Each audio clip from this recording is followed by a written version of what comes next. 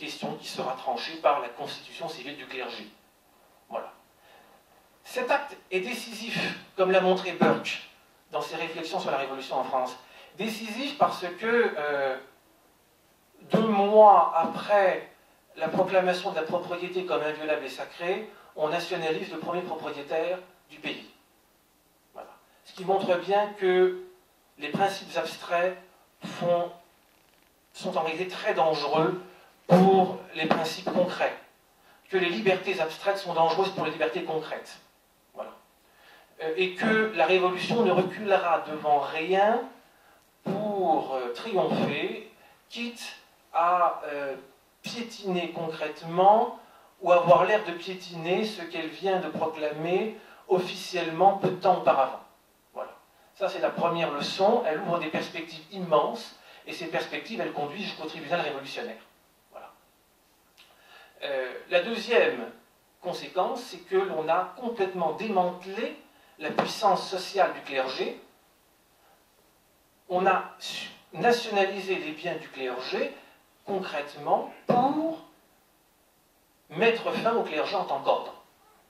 Et donc on nationalise les biens du clergé pour empêcher le clergé d'exister en tant que puissance sociale, en particulier par les fonctions qu'il assumait. Voilà. Donc ça c'est le deuxième aspect. Alors ensuite, les mesures de sécularisation vont s'amplifier, se confirmer. Il y aura au mois de février 1790 l'interdiction des vœux solennels. Alors on ne supprime pas tous les vœux, on ne supprime que les vœux solennels, les bénédictins, les carmes, on ne supprime pas les vœux simples. Mais en tout état de cause, il y a là une intrusion de l'État dans le fonctionnement de l'Église et une atteinte portée à la liberté des personnes, à l'engagement de ceux qui ont choisi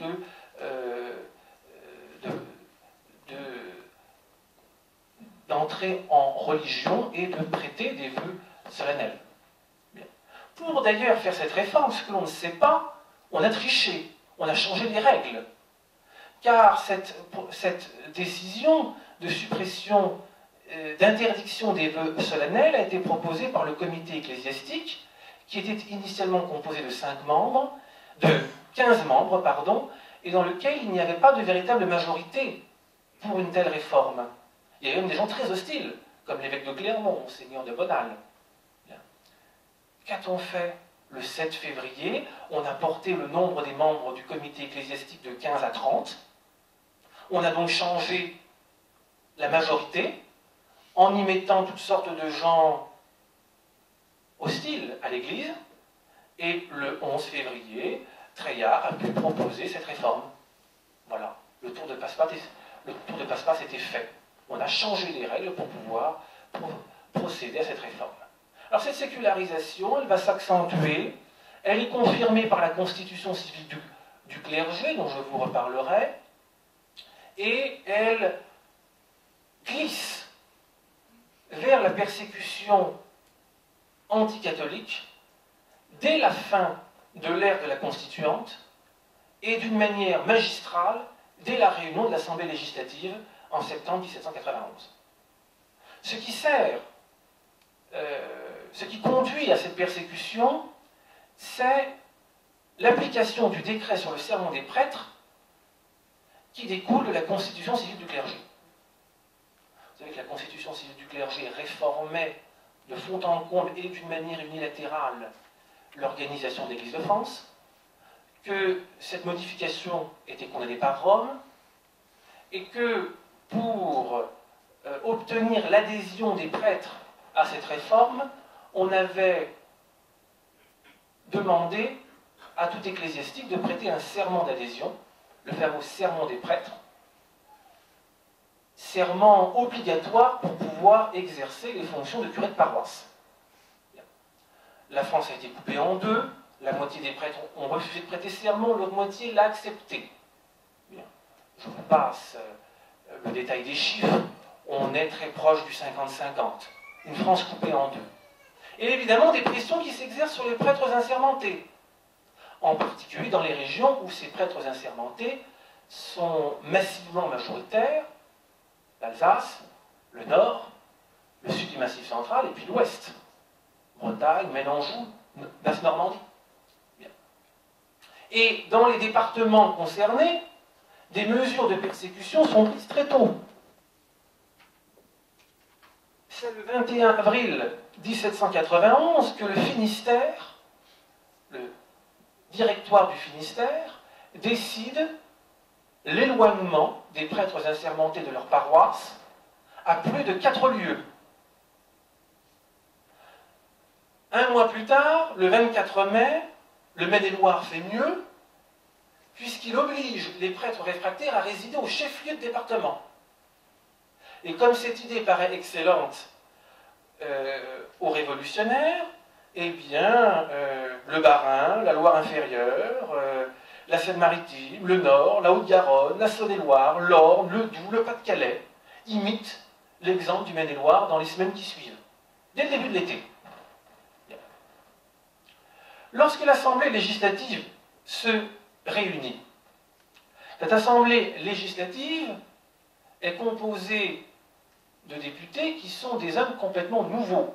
Puisque, comme vous le savez, la Constituante avait, avant de se séparer, voté une disposition tout à fait unique dans l'histoire politique française, décidant que les sortants ne pourraient pas être réélus. Habituellement, on tâche plutôt de faire le contraire, de faire en sorte que les sortants soient réélus. Il y a eu plusieurs exemples, mais là, les sortants ont décidé de ne pas pouvoir être réélus. Donc, il y a eu un renouvellement complet de la classe politique. Et la classe politique qui a remplacé l'Assemblée constituante pour siéger au sein de l'Assemblée législative à partir de 1791 est composée essentiellement de gens qui, jusque-là, ont fait la révolution en province. Voilà. Et qui dominaient les mairies, les assemblées départementales. Bien. Cette assemblée va adopter plusieurs décrets hostiles aux prêtres réfractaires et qui créent le cadre juridique de la persécution. Le premier décret, c'est celui du 29 novembre 1791, qui oblige tout ecclésiastique à prêter serment sous 8 jours. Jusque-là, le serment était facultatif. Évidemment, celui qui ne le prêtait pas ne pouvait pas être curé ou vicaire, mais il pouvait être prêtre. Enfin, désormais, tout prêtre doit prêter ce serment sous peine d'être suspect. Je cite, « Sinon, il se trouve prévenu de révolte contre la loi, de mauvaises intentions contre la patrie, et là on retrouve la conception révolutionnaire de la patrie, et recommandé comme tel à la surveillance des autorités. » Donc tout prêtre qui ne prête pas serment à partir du 29 novembre 1991 est considéré comme suspect. La mesure choque un certain nombre d'esprits, y compris parmi des révolutionnaires modérés. On a 10 membres du directoire de Paris, dont Talleyrand, le Talleyrand de la nationalisation des biens du clergé, le Talleyrand qui a fait la constitution civile du clergé, qui trouve maintenant qu'on va trop loin, et qui proteste en considérant que tout cela met en place un système de persécution inadmissible. Voilà.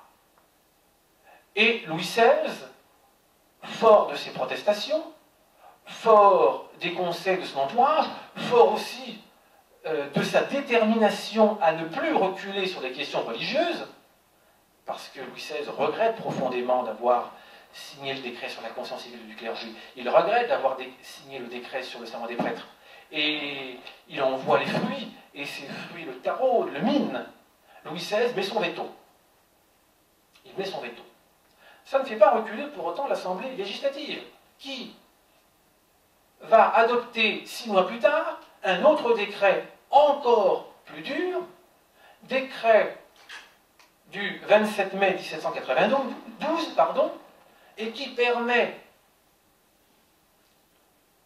sur dénonciation de 20 citoyens actifs, et trouver 20 citoyens actifs pour une dénonciation dans un canton, c'est facile, bien, qui permet sur la dénonciation de 20 citoyens actifs de déporter hors des frontières de la France tout prêtre prévenu d'être un agitateur public. Bref, tout prêtre réfractaire est potentiellement expulsable du territoire.